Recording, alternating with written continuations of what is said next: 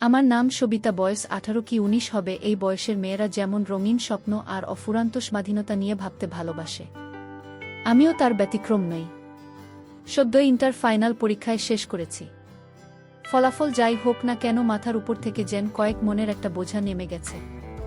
এই অবসরের দিনগুলো খাঁচায় বন্দি পাখির মতো ছটফটানিতে কাটছিল। মন চাইছিল কোথাও উড়ে যেতে, যেখানে থাকবে না কোনো পড়াশোনার চাপ, থাকবে না কোনো নিয়মের বেড়াজাল। আমার এই মুক্তির ঠিকানা ছিল একটাই, রাজশাহী, আমার আন্টির বাসা।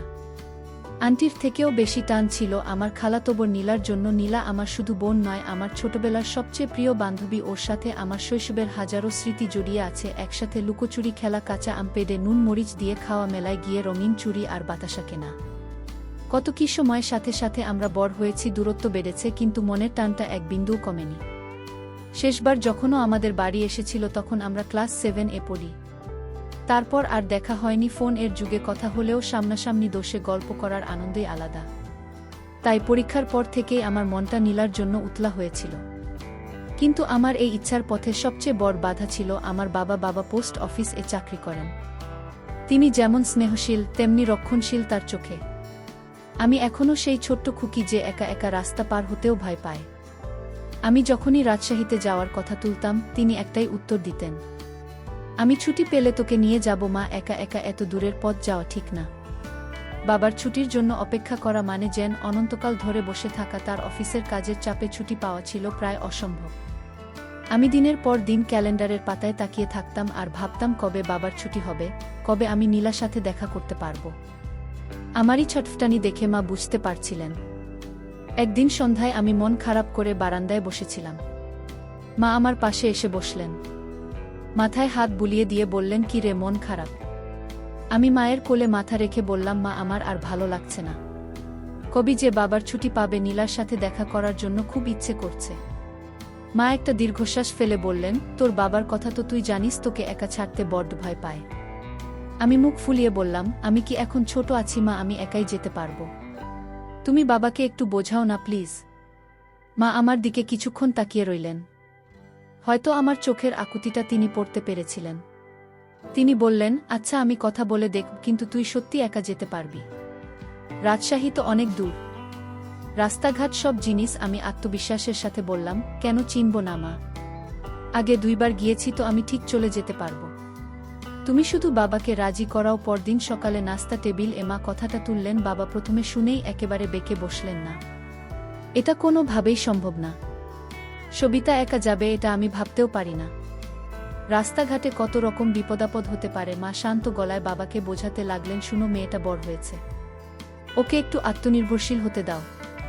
আর কতদিন তুমি ওকে আগলে রাখবে? ও তো বলছো চেনে, আমরা শুধু ওকে বাসে তুলে দিয়ে আসবো। বাবা তবুও মানতে নারাজ, না মানে না, আমার মন সায় দিচ্ছে না। আমি প্রায় কেঁদে ফেলার মতো অবস্থায় ছিলাম। আমার সব স্বপ্ন যেন ভেঙে চুরমার হয়ে যাচ্ছে। আমি মরিয়া হয়ে বললাম, বাবা প্লিজ, আমি খুব সাবধানে থাকব, কোনো সমস্যা হবে না।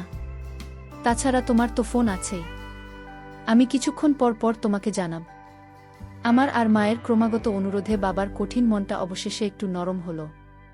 তিনি গম্ভীর মুখে বললেন, ঠিক আছে, কিন্তু একটা শর্ত আছে, প্রতি ঘন্টায় আমাকে ফোন করে জানাতে হবে তুই কোথায় আছিস, আর কোন ধরনের সমস্যা মনে হলে সাথে সাথে ফোন দিবি। তোর আন্টিকেও আমি বলে রাখব। বাবার সম্মতি পেয়ে আমার মনটা খুশিতে নেচে উঠল। মনে হচ্ছিল যেন আমি যুদ্ধের জলি হয়েছি। আমি বাবাকে বললাম, ধন্যবাদ বাবা, তুমি দেখো আমি তোমার বিশ্বাসের মর্যাদা রাখব।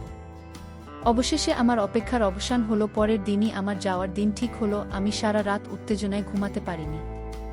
ব্যাগ গোছাতে গোছাতে বারবার নীলা মুখটা চোখের সামনে ভেসে উঠছিল। কত গল্প জমা হয়ে আছে, কত কথা বলার বাকি। সেই রাতটা আমার কাছে মনে হচ্ছিল বছরের সবচেয়ে দীর্ঘ রাত। কখন সকাল হবে আর আমি আমার স্বপ্নের পথে যাত্রা শুরু করব। সকাল থেকে ছিল মেঘমুক্ত ঝলমলে আমার মনের মতোই, যেন আকাশটাও হাসছিল। আমি খুব ভোরে ঘুম থেকে উঠে তৈরি হয়ে নিলাম। আমার জন্য পরোটা ডিম ভাজি করে দিলেন, কিন্তু উত্তেজনায় আমার গলা দিয়ে খাবার নাম ছিল না। বাবা বারবার আমাকে একগাদা উপদেশ দিচ্ছিলেন, অচেনা কারো সাথে কথা বলবি না, কিছু কিনে খাবি না, ব্যাগটা সবসময় নিজের কাছে রাখবি ইত্যাদি। আমি শুধু হ্যাঁ সূচক মাথা নাড়ছিলাম। সকাল 8টা নাগাদ আমরা 3জন ময়মনসিংহ বাস স্ট্যান্ড এর দিকে রওনা হলাম। বাসস্ট্যান্ডের কোলাহল, মানুষের ভিড়, হকারদের চিৎকার সবকিছুই আমার কাছে আজ নতুন লাগছিল। বাবা রাজশাহীর একটা ভালোবাসে টিকিট কেটে আনলেন জানালার পাশে সিট, যেন আমি বাইরে দৃশ্য দেখতে দেখতে যেতে পারি। বাস ছাড়ার সময় ঘনিয়ে আসছিল। বাবা আমাকে বাসে তুলে দিলেন, আমার সিট এ বসিয়ে দিয়ে তিনি শেষবারের মতো বললেন, মা সাবধানে থাকিস, পৌঁছে ফোন দিবি। তার চোখে আমি স্পষ্ট উদ্বেগের ছাপ দেখতে পাচ্ছিলাম। মায়ের চোখ দুটোও ছলছল করছিল। তাদের ছেড়ে একা একা দূরে যাচ্ছি, এই অনুভূতিটা আমার মনেও একটা মিশ্র প্রতিক্রিয়া তৈরি করছিল। একদিকে স্বাধীনতার আনন্দ, অন্যদিকে পরিবার ছেড়ে যাওয়ার এক সূক্ষ্ম কষ্ট। বাসটা যখন ধীরে ধীরে চলতে শুরু করল, আমি জানলার কাছ দিয়ে হাত নাড়তে থাকলাম যতক্ষণ পর্যন্ত তাদের অবছা অবয়ব দেখা যাচ্ছিল। আমি তাকিয়েছিলাম। তারপর যখন তারা দৃষ্টির আড়লে চলে গেল, আমি একটা গভীর শ্বাস নিয়ে সিটি গা এলিয়ে দিলাম। শুরু হলো আমার একার যাত্রা। প্রথম কয়েক ঘন্টা বেশ ভালোই কাটছিল। বাস চলছিল তারা আপন গতিতে, আমি হেডফোন কানে দিয়ে গান শুনছিলাম আর জানলার বাইরে সরে যাওয়া দৃশ্য দেখছিলাম। সবুজ ফসলের মাঠ, ছোট ছোট গ্রাম, নদী, নালা, সব কিছুই যেন ছবির মতো সুন্দর। প্রতি ঘন্টায় বাবাকে ফোন করে জানাচ্ছিলাম আমি কোথায় আছি, কিন্তু ঢাকা পার হবার পর থেকেই পরিস্থিতি বদলাতে শুরু করল। রাস্তায় ভয়াবহ জ্যাম, বাস যেন আর এগোতেই চাইছে না। ঘন্টার পর ঘন্টা একই জায়গা আটকে রইল। আমি ভেবেছিলাম বিকেল 4টার মধ্যেই খুলনা পৌঁছে যাব, সেখান থেকে রাজশাহীর জন্য অন্য গাড়ি ধরব। আমার পরিকল্পনা ছিল সন্ধ্যা 6টার মধ্যে আন্টির বাসায় পৌঁছে যাব, কিন্তু জ্যামের কারণে আমার সব পরিকল্পনা ভেস্তে যেতে শুরু করল। সময় যত গড়া ছিল, আমার অস্থিরতা তত বাড়ছিল। দুপুর গড়িয়ে বিকেল হলো, বিকেল গড়িয়ে সন্ধ্যা। বাসের ভেতরে যাত্রীরাও অধৈর্য হয়ে উঠছিল। আমার ফোনের চার্জন ধীরে ধীরে কমে আসছিল। আমি পাওয়ার ব্যাংক আনতেও ভুলে গেছি। শেষবার যখন বাবার সাথে কথা বললাম, তখন তিনি আমার গলার স্বরে দুশ্চিন্তা বুঝতে পেরেছিলেন। চিন্তা করিস না মা, জ্যাম তো আর তোর হাতে নেই, সাবধানে থাক। কষ্টের বিষয় হলো, বাবার সাথে কথা বলার পরই আমার ফোনটা নিভে গেল। শেষ, আমার বুকটা ধক করে উঠল। এখন আমি কিভাবে বাবার সাথে যোগাযোগ করব, কিভাবে আন্টিকে আমার অবস্থা জানাবো? আমার নিজেকে খুব অসহায় মনে হচ্ছিল। অবশেষে রাত প্রায় 7টার সময় আমাদের বাসটি খুলনার সোনাদাঙ্গা বাস টার্মিনালে এসে থামল। আমি যখন বাস থেকে নামলাম, তখন চারদিকে অন্ধকার নেমে এসেছে। টার্মিনালের উজ্জ্বল আলো আর মানুষের ভিড় আমার ভয়টাকে কিছুটা কমিয়ে দিলেও আমি বুঝতে পারছিলাম আমি একটা বড় সমস্যার মধ্যে পড়েছি। আমি ভেবেছিলাম এই সময় টার্মিনাল প্রায় ফাঁকা থাকবে, কিন্তু দেখলাম তখনও অনেক মানুষ ও গাড়ির আনাগোনা। রাজশাহী যাওয়ার বাসগুলো কোথায় দাঁড়ায় তা আমি খুঁজছিলাম, কিন্তু এই সময়ে সরাসরি রাজশাহীর ভালো বাস পাওয়া প্রায় অসম্ভব। কিছু লোকাল বাস ছিল, কিন্তু সেগুলোতে করে গেলে পৌঁছাতে প্রায় মাঝরাত হয়ে যাবে। একা একটা মেয়ে, এত রাতে ওই ধরনের বাসে ওঠা নিরাপদ মনে হলো না। আমি এদিক ওদিক তাকাচ্ছিলাম, কি করা যায় ভাবছিলাম। কি নাগ বা মাইক্রোবাস এর স্ট্যান্ডটা কোন দিকে সেটাও বুঝতে পারছিলাম না। চারদিকে অচেনা মানুষ, অচেনা পরিবেশ। বাবার কথাগুলো বারবার কানে বাজছিল, একা একা যাওয়া ঠিক হবে না। আমার মনে হচ্ছিল হয়তো বাবার কথা না শুনে আমি ভুল করে ফেলেছি। মনের ভেতর একটা অজানা ভয় ধীরে ধীরে দানা বাঁধতে শুরু করল। এখন আমি কি করব, কোথায় যাব এই অচেনা শহরে, এই রাতে আমি কিভাবে আমার গন্তব্যে পৌঁছাবো? বাস টার্মিনালের কোলাহলের মধ্যে আমি একা দাঁড়িয়েছিলাম। চারদিকে মানুষ ছুটছে, কেউ বা আপনজনকে বিদায় জানাচ্ছে, কেউ বা বাড়ি ফেরার আনন্দে মশগুল। কিন্তু আমার পৃথিবীটা যেন থেমে গিয়েছিল। ফোন বন্ধ, পরিচিত কেউ নেই।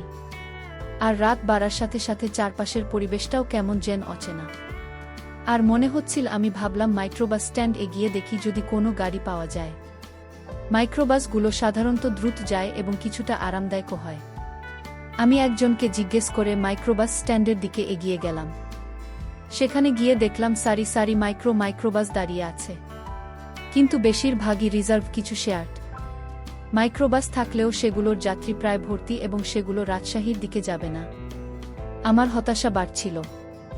আমি প্রায় আধ ঘন্টা ধরে সেখানে দাঁড়িয়ে রইলাম। অনেক ড্রাইভারকে জিজ্ঞেস করলাম, কিন্তু কেই শুধু একজন যাত্রী নিয়ে রাজশাহীর মতো দূরের পথে যেতে রাজি হচ্ছিল না। রিজার্ভ যাওয়ার যে ভাড়া তারা চাইছিল তা দেওয়ার মতো টাকা আমার কাছে ছিল না। হঠাৎ আমার চোখ পড়ল একটু দূরে দাঁড়িয়ে থাকা একটা সাদা মাইক্রোবাসের দিকে। গাড়িটার ভেতরে কোনো যাত্রী ছিল না, শুধু ড্রাইভারের সিটে একজন লোক বসে মোবাইল টিপছিল। আমি কিছুটা আশা নিয়ে গাড়িটার দিকে এগিয়ে গেলাম। কাছে যেতেই ড্রাইভার আমার দিকে তাকাল। লোকটার বয়স 40-এর কাছাকাছি হবে। পরনে একটা চেক শার্ট আর জিন্স। আমি ইতস্তত করে জিজ্ঞেস করলাম, ভাই রাজশাহী যাবেন? লোকটা আমাকে দেখে বলল, এখন তো কোনো মাইক্রোবাস রিজার্ভ ছাড়া রাজশাহী যাবে না ম্যাডাম, সব তো লোকাল ট্রিপ মারতেছে।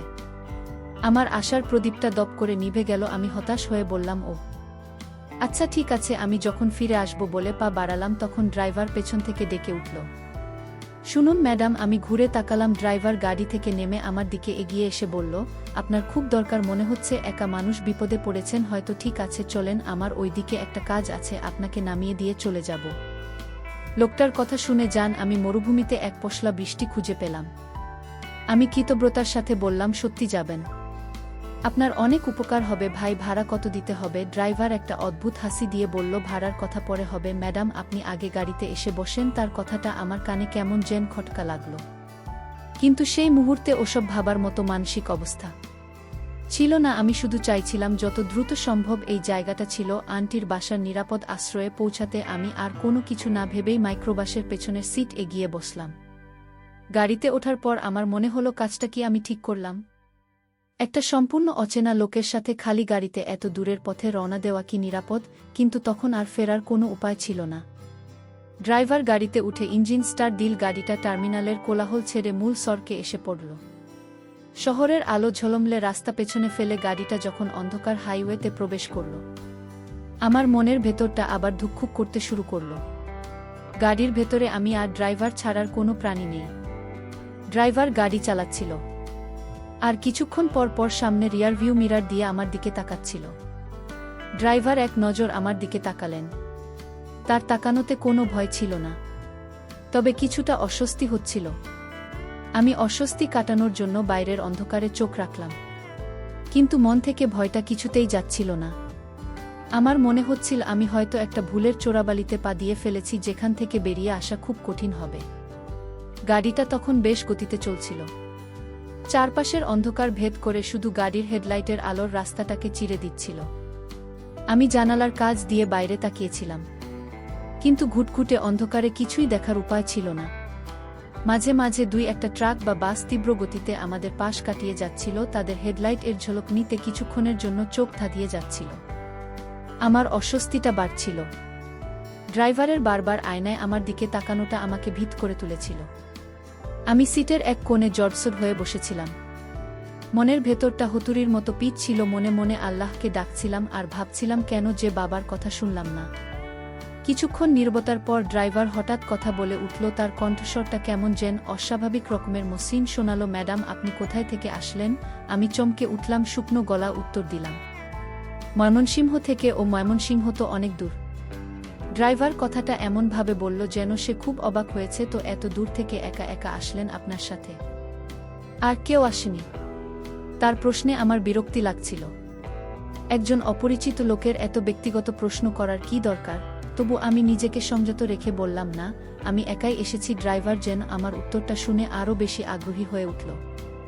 সে আয়নায় আমার দিকে তাকিয়ে একটা বিচিত্র হাসি দিয়ে বলল, ম্যাডাম তো খুব সাহসী। আজকালকার দিনে একটা মেয়ে ভাবে একা একা এত দূরের পথে বের হয়, এটা ভাবাই যায় না। আপনার বাড়ির লোক আপনাকে একা ছাড়ল কিভাবে? তার কথার মধ্যে প্রশংসার চেয়ে আমার মনে হলো তার কথার মধ্যে প্রশংসার চেয়ে বেশি যেন একটা ব্যঙ্গের সুর ছিল। আমার মনে হলো তারা কি প্রশংসা করছে নাকি? আমার ভয়টা এবার আতঙ্কে পরিণত হতে শুরু করল। আমি শক্ত গলায় বললাম, আমার বাবা মা জানেন, তারা আমাকে বিশ্বাস করেন। আমার গলার স্বরে হয়তো দ্বিধাটা ছিল, তাই ড্রাইভারের পর কিছুক্ষণ চুপ করে রইল। কিন্তু সেই নীরবতা আমার কাছে আরও বেশি ভয়ঙ্কর মনে হচ্ছিল। আমি বুঝতে পারছিলাম না সে কি ভাবছে। গাড়িটা তখন এমন একটা রাস্তা দিয়ে যাচ্ছিল যার দুই পাশে ঘন গাছপালা, সম্ভবত কোনো বাগান বা জঙ্গল। রাস্তার ধারে কোনো বাড়িঘর বা দোকান পাটও চোখে পড়ছিল না। পুরো এলাকাটা ছিল একদম নির্জন, নিস্তব্ধ। আমার মনে হচ্ছিল এই রাস্তাটা স্বাভাবিক রাস্তা নয়। খুলনা থেকে রাজশাহী যাওয়ার প্রধান সড়ক কি এতটা নির্জন হয়? আমার সন্দেহটা আরও ঘনীভূত হল। আমি কি তবে ভুল গাড়িতে উঠেছি? এই লোকটা কি আমাকে অন্য কোথাও নিয়ে যাচ্ছে? হাজারটা নেতিবাচক চিন্তা আমার মাথায় ঘুরপাক খাচ্ছিল। আমি কি করব কিছুই বুঝতে পারছিলাম না। আমার মনে হচ্ছিল আমি যেন কোনো দুঃস্বপ্নের মধ্যে দিয়ে যাচ্ছি। ঠিক সেই মুহূর্তে হঠাৎ করে একটা ঝাঁকুনি দিয়ে গাড়িটার ইঞ্জিন বন্ধ হয়ে গেল। কয়েকবার খক খক শব্দ করে গাড়িটা পুরোপুরি থেমে গেল। আমি চমকে উঠে জিজ্ঞেস করলাম, কি হয়েছে, গাড়ি থেমে গেল কেন? ড্রাইভার এমন একটা ভাব করল যেন সে খুব অবাক হয়েছে। সে কয়েকবার চাবি ঘুরিয়ে গাড়ি স্টার্ট দেওয়ার চেষ্টা করল, কিন্তু কোনো লাভ হলো না। ইঞ্জিন থেকে শুধু একটা ঘর ঘর শব্দ আসছিল। ড্রাইভার হতাশ হওয়ার ভান করে বলল, আরে কি যে হলো বুঝলাম না। হঠাৎ করে ইঞ্জিন বন্ধ হয়ে গেল। আগে তো কখনো এমন হয়নি। তার কথা আমার এক বিন্দুও বিশ্বাস হচ্ছিল না। আমার মন বলছিল, এখানে তো গাড়ি নষ্ট হওয়ার কথা না। এই নির্জন অন্ধকার রাস্তায় গাড়ি নষ্ট হওয়ার নাটক করছে নাকি? আমি একটু একটু ভয় পাচ্ছিলাম। আমি এখন কি করব? চারদিকে নিস্তব্ধতা, ঝিঝি পোকার ডাক সেই নীরবতাকে আরও অস্বস্তি করে তুলছিল। গাড়ির হেডলাইটটাও নিভে গিয়েছিল। আমরা যেন এক অন্তহীন অন্ধকারের মধ্যে আটকে পড়েছিলাম। আমার নিঃশ্বাস প্রায় বন্ধ হয়ে আসার উপক্রম। ড্রাইভারের প্রতিটি নড়াছাড়া আমার শিরদাঁড়া দিয়ে একটা ঠান্ডা স্রোত বয়ে দিচ্ছিল। ড্রাইভার তার মোবাইল ফোনের ফ্ল্যাশলাইট জ্বালিয়ে গাড়ির বনেট খুলে ইঞ্জিন দেখার অভিনয় করতে লাগল। কিছুক্ষণ এটা সেটা নাড়াচাড়া করার পর সে হতাশ গলায় বলল, না ম্যাডাম, এই গাড়ি আজ রাতে আর ঠিক হবে বলে মনে হচ্ছে না। বডসের সমস্যা হয়েছে, সকালে মেকার ডাকা ছাড়া উপায় নেই। তার কথা শুনে আমার কান্না পাচ্ছিল। আমি কাঁপা গলায় বললাম, তাহলে এখন কি হবে? আমি কিভাবে যাব? ড্রাইভার আমার দিকে ঘুরে দাঁড়াল। তার মুখের উপর মোবাইলের আলো পড়ায় তাকে আরও বেশি রহস্যময় আর ভয়ঙ্কর দেখাচ্ছিল। সে আমার খুব কাছে এগিয়ে এসে বলল, চিন্তা করবেন না ম্যাডাম, আমি থাকতে আপনার কোনো চিন্তা নেই। তার কথা শুনে আমি আমার একটু মনের সাহস ফিরে এল। আমি মরিয়া হয়ে একটা শেষ চেষ্টা করার কথা ভাবলাম। আমার মনে পড়ল, আমার ফোনটা তো বন্ধ, চার্জ দেওয়ার কথা তো আমি ভুলে গিয়েছিলাম। আমি ড্রাইভারকে বললাম, ভাই, আপনার গাড়িতে কি মোবাইল চার্জ দেওয়ার ব্যবস্থা আছে? আমার ফোনটা বন্ধ হয়ে গেছে, একটু চার্জ দিতে পারলে আমি বাবাকে ফোন করে সব জানাতে পারতাম। আমার কথা শুনে ড্রাইভারের মুখের ভাব পরিবর্তন হয়ে গেল। সে কিছুটা থতমত খেয়ে বলল, ও ম্যাডাম, আপনি আগে বলবেন তো দিন দেখি। আমি ব্যাগ থেকে আমার ফোনটা বের করে তার হাতে দিলাম। সে ফোনটা নিয়ে চার্জ লাগানোর ভান করল, কিন্তু আমার মনে হচ্ছিল ইচ্ছে করেই সময় নষ্ট করছে। তার চোখে মুখে একটা ধূর্ততার ছাপ আমি স্পষ্ট দেখতে পাচ্ছিলাম। কিছুক্ষণ পর সে ফোনটা ফিরিয়ে দিয়ে বলল, না ম্যাডাম, চার্জ হচ্ছে না। সম্ভবত আমার গাড়ির চার্জিং পোর্টেও সমস্যা হয়েছে। এটা ছিল একটা নির্জলা মিথ্যে কথা। আমি নিশ্চিত ছিলাম আমার মনের ভেতর যেটুকু আশা ছিল সেটাও নিভে গেল। ড্রাইভার তখন চারপাশে তাকাতে তাকাতে বলল, এখানে এভাবে দাঁড়িয়ে থাকাটাও নিরাপদ না। কি করা যায়? হঠাৎ সে আঙ্গুল দিয়ে একটু দূরে নির্দেশ করে বলল, ওই যে দেখুন, একটা আলো দেখা যাচ্ছে, মনে হচ্ছে ওখানে কোনো বাড়িঘর আছে। চলুন আমরা ওখানে গিয়ে আজকের রাতের জন্য একটু আশ্রয় চাই। সকাল হলে একটা ব্যবস্থা করা যাবে। আমি তার দেখানোর দিকে তাকালাম। ঘন গাছপালার ফাঁক দিয়ে সত্যিই একটা টিমটিমে আলো দেখা যাচ্ছিল, কিন্তু আমার মন বলছিল ওই আলোটা আসলে একটা ফাঁদ। ওই বাড়িতে গেলেই আমার বিপদ আরও বাড়বে। আমি আপত্তি করে বললাম, না, আমি কোথাও যাব না, আমি এখানেই থাকব। আপনি অন্য কোনো গাড়ির ব্যবস্থা করুন। ড্রাইভার হেসে উঠল। সেই হাসিটা ছিল খুব রহস্যময়। ম্যাডাম, আপনি কি পাগল হলেন? এই নির্জন রাস্তায় এত রাতে আপনাকে কে লিফট দেবে? আর একা একা এখানে থাকা আরও বেশি বিপজ্জনক। চলুন আমার সাথে, চলুন, আমি তো আছি আপনার সাথে। তার কথায় আমি তো আছি অংশটা আমার কানে ভালো লাগছিল না মতো লাগলো। আমি বুঝতে পারছিলাম আমার আর কোনো উপায় নেই। আমি নিরুপায় হয়ে তার পেছন পেছন হাঁটতে শুরু করলাম। আমরা গাড়ি থেকে নেমে সেই আলো লক্ষ্য করে হাঁটতে লাগলাম। রাস্তা ছেড়ে একটা কাঁচা মাটির পথ ধরে এগোতে হলো। দুই পাশে ঝোপঝাড় আর জঙ্গল। আমার পা দুইটা যেন চলছিল না। কিছুক্ষণ হাঁটার পরে আমরা একটা পুরনো আমলের একতলা বাড়ির সামনে এসে দাঁড়ালাম।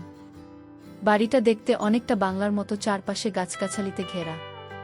কেমন যেন একটা ভুতুড়ে পরিবেশ। শুধু একটা ঘরের জানালায় হারিকেনের আলো জ্বলছিল। ড্রাইভার এগিয়ে গিয়ে দরজায় কড়া নাড়ল।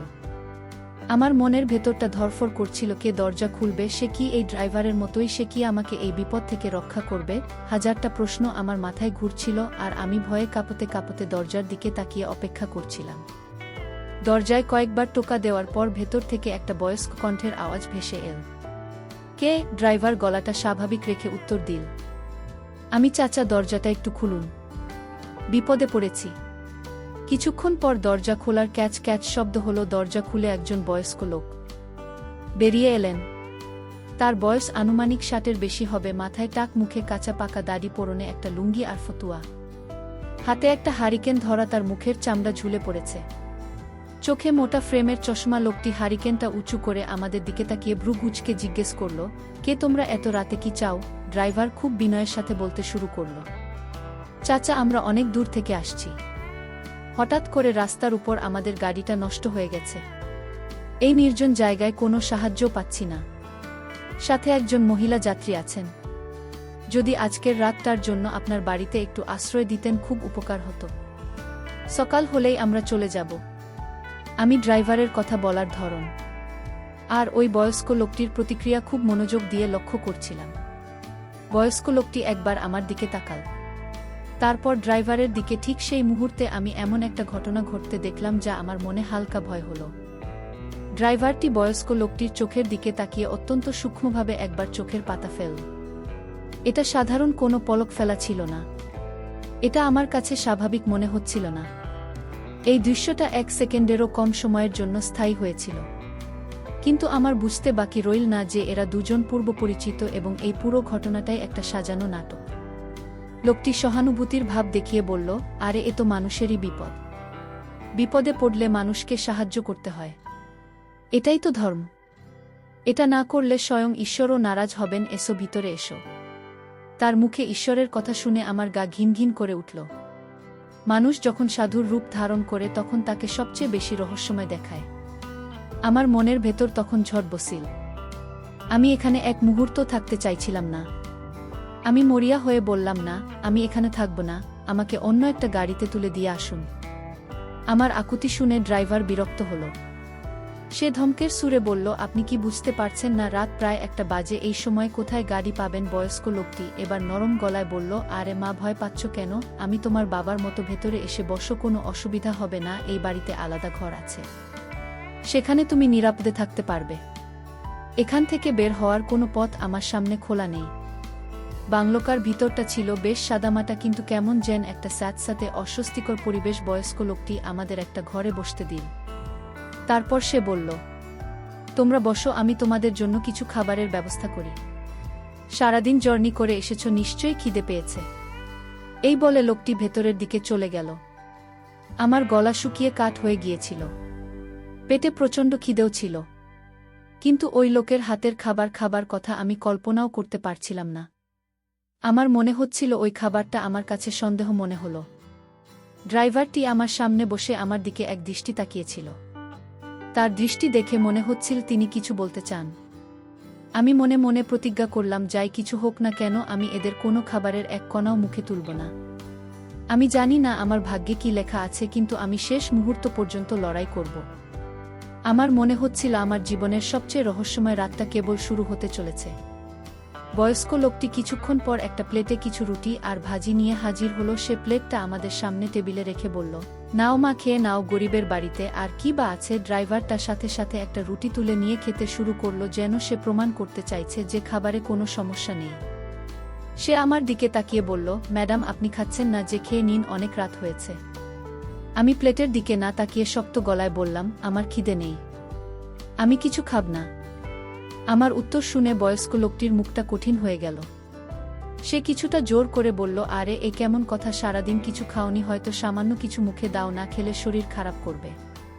আমি দৃঢ়ভাবে মাথা নেড়ে বললাম, না, আমি খাব না। আমার মনোভাব দেখে তারা দুজন একে অপরের দিকে তাকাল। আমি বুঝতে পারছিলাম আমার এই প্রতিরোধ তাদের পরিকল্পনাকে কিছুটা হলেও ব্যাহত করছে। তারা হয়তো ভেবেছিল আমি ভয়ে বা খিদে তাদের দেওয়া খাবার খেয়ে নেব আর তারপর অজ্ঞান হয়ে পড়ব। আমার মনের মধ্যে তখন বাঁচার জন্য তীব্র আকুতি তৈরি হচ্ছিল। আমি ভাবছিলাম কি করে এই পরিস্থিতি থেকে বের হওয়া যায়। হঠাৎ আমার মাথায় আমার বন্ধ হয়ে যাওয়া মোবাইলটার কথা মনে পড়ল। ওটাই হয়তো আমার শেষ সুযোগ হতে পারে।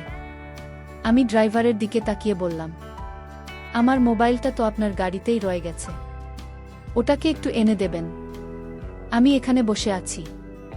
আমার ধারণা ছিল সে হয়তো যেতে রাজি হবে না, কিন্তু আমাকে অবাক করে দিয়ে ড্রাইভার বলল, আপনার মোবাইল? ওটা তো আমি গাড়িতেই রেখে এসেছি। ঠিক আছে, আমি নিয়ে আসছি। এই বলে ড্রাইভার উঠে ঘরের বাইরে চলে গেল।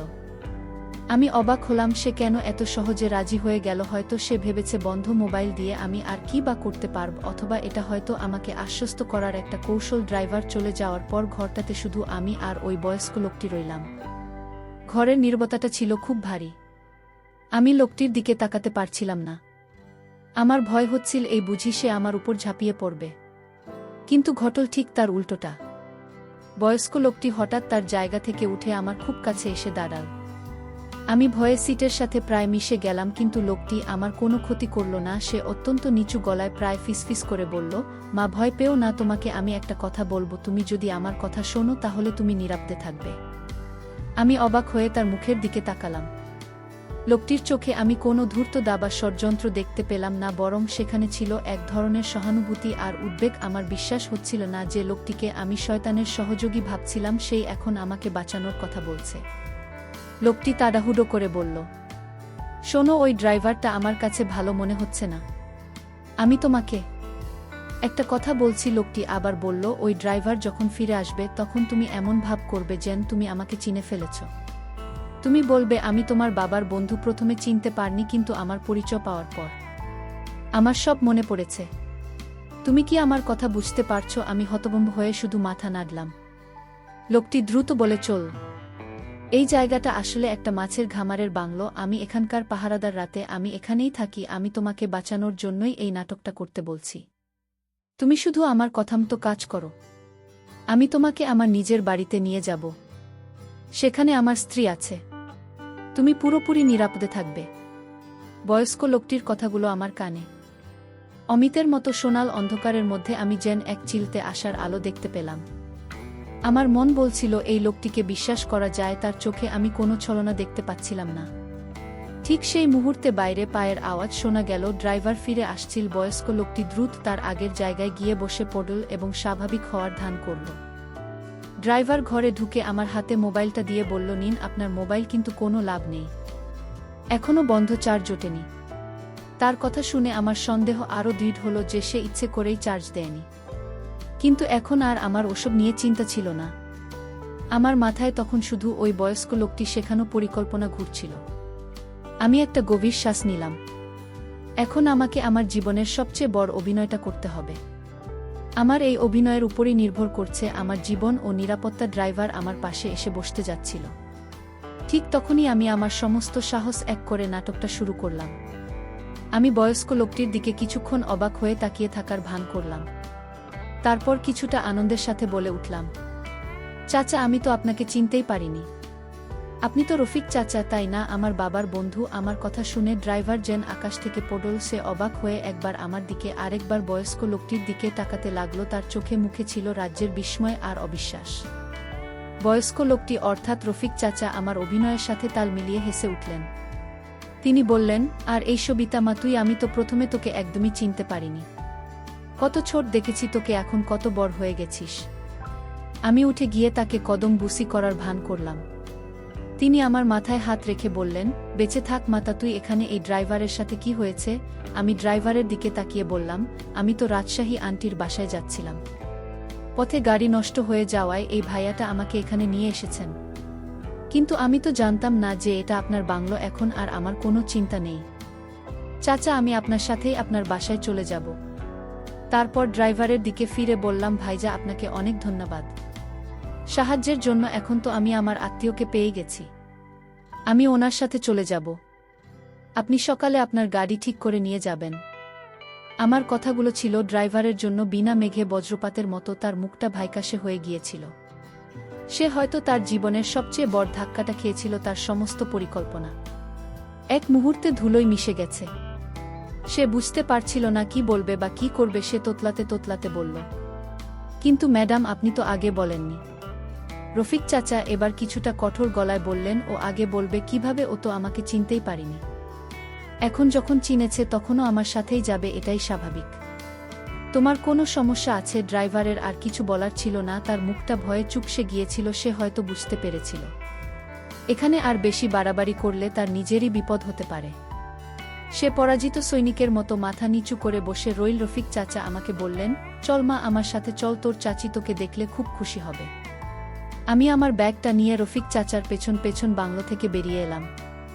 বাইরে এসে নির্মল বাতাসের শ্বাস নিয়ে আমার মনে হলো আমি যেন নতুন জীবন ফিরে পেয়েছি।